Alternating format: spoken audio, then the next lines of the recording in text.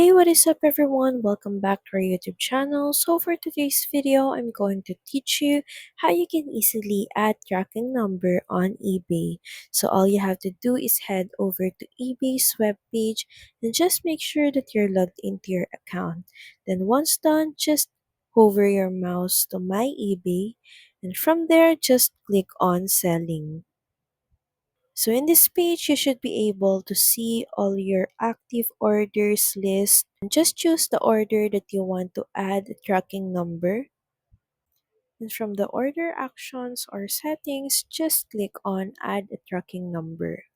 And from here, you can easily just enter the tracking number and choose carrier. And once done, just click on save and continue.